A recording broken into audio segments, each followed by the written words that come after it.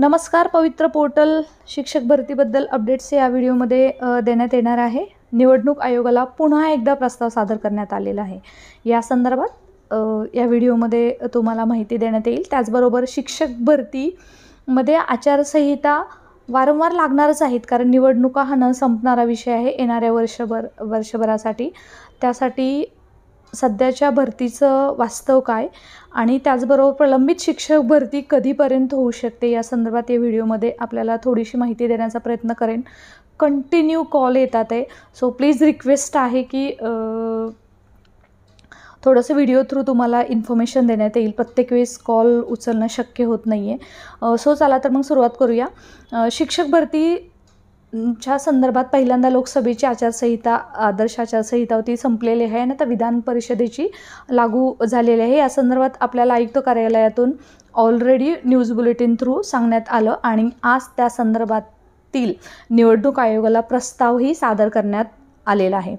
तर आता आपल्याला प्रश्न पडतो की नेहमीच प्रस्ताव का सादर करावा लागतो, किंवा ही आदर्श आचारसंहिता नाही आहे तरीसुद्धा प्रस्ताव का सादर करावा लागतो. तर मित्रांनो, त्याचं रिझन असं आहे की जर निवडणूक आयोगाने जर परमिशन दिली नाही आणि तसेच जर पुढच्या निवड याद्या जर लागल्या तर ती मात्र कदाचित कोणी कोर्टात गेलं तर ती भरती अडकू शकते आणि तसं ते यादी लावूही शकत नाहीत. यासाठी आपल्याला तलाठी भरतीसुद्धा उदाहरण आपल्यासमोर दिसतंय.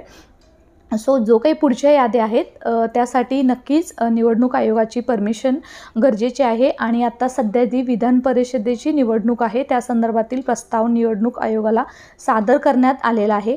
आणि आता उद्या 31 मेपासून नंतर अजून पदवीधर किंवा शिक्षकांच्या निवडणुका होत आहेत, तेव्हासुद्धा अजून पुन्हा एकदा आपल्या शालेय विभागाला प्रस्ताव पाठवावा लागणार आहे. याचा अर्थ काय की शिक्षक भरती आचारसंहितेच्या कचाट्यात अडकत आहे आणि त्याच्यातून मार्ग काढण्यासाठी एकदमच जर परमिशन घेतली तर कसं होईल यावरती सुद्धा विचार होणं गरजेचं आहे. परंतु असं परमिशन घेता येत नाही आहे. एकदमच 8 दिवसाचं खाल्लं तर काय होईल हा प्रश्न आपणच आपल्याला विचारूया, कारण काही प्रोटोकॉल असतात ते फॉलो करावे लागतात. लास्टच्या व्हिडिओमध्ये मी तुम्हाला सांगितलं होतं की काही ड्राफ्ट बनत आहे आणि काही सिग्नेचर्स वगैरे बाकी आहेत. त्या होऊन आता सध्या निवडणूक आयोगाकडे फायनल मंजुरीसाठी प्रस्ताव पाठवण्यात आलेला आहे.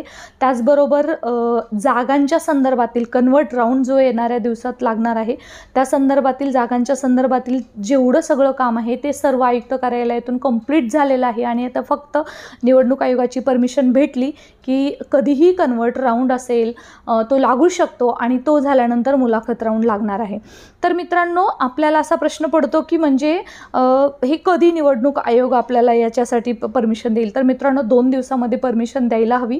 जर ती परमिशन नाही मिळाली तर पुन्हा एकदा अजून नवीन निवडणुकीसाठी अजून प्रस्ताव पाठवावा लागेल आणि हे चालतच राहील. त्यासाठी तुम्हा सर्वांना एक विनंती आहे की प्रत्येकाने एक आपल्या स्तरावरती आपण निवडणूक आयोगाला मेल करूयात.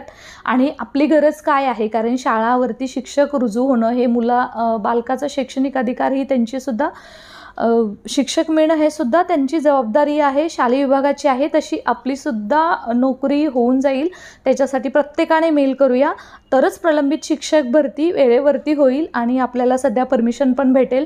आणि जर 31 मेपर्यंत जर निवडणूक आयोगाने जर परमिशन दिली नाही तर पुढे काय, तर पुढे अजून प्रस्ताव पाठवला जाईल आणि नंतर अजून परमिशन घेतली जाईल. कदाचित याच्यावरती काही ना काही तोडगा काढण्यास सुद्धा येत आहे. एकदमच परमिशन मिळेल का, परंतु ते तसं फिजिबल वाटत नाही आहे. त्यामुळे फक्त एक आजची अशी अपडेट आहे की सध्या प्रस्ताव निवडणूक आयोगाला पाठवण्यात आलेला आहे आणि त्या संदर्भात जर 2 दिवसात सिग्नेचर हवी अशी अपेक्षा आहे. धर्तीवरती आता आपण बघतोय ज्यांची पहिल्या यादीमध्ये निवड झालेली आहे त्यांचं समुपदेशन चालू आहे आणि त्याच्यावरती आचारसंहितेचा कुठलाही प्रभाव होणार नाही आहे, कारण तशी परमिशन ऑलरेडी लोकसभेच्या आचारसंहितेवेळेस करण्यात आलेली होती. तुम्हा सर्वांना एक विनंती आहे की आपण निवडणूक आयोगाला मेल करूयात आणि मेल थ्रू रिक्वेस्ट करूयात की लवकरात लवकर परमिशन देण्यात हवी. जो निवडणूक आयोगाचा मेल ID आहे तो तुम्हाला या व्हिडिओच्या डिस्क्रिप्शन बॉक्समध्ये तुम्हाला भेटेल. सो प्लीज एकमेकांना सहकार्य करूया. कन्वर्ट राऊंड लागून जाईल. त्याचबरोबर येणाऱ्या काळामध्ये आपल्याला मुलाखत राऊंडसुद्धा लागायला हवा.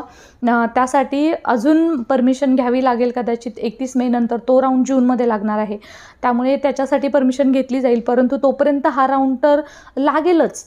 फक्त जर लागण्यासाठी आपण आपल्या पद्धतीने घरातून काही करू शकतो तर कमीत कमी तुम्ही मेल किंवा ट्विटर थ्रू याची जागृती करूयात.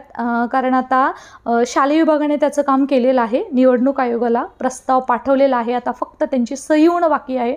त्यांची सही झाली की कन्वर्ट राऊंड हा कधीही लागू शकतो.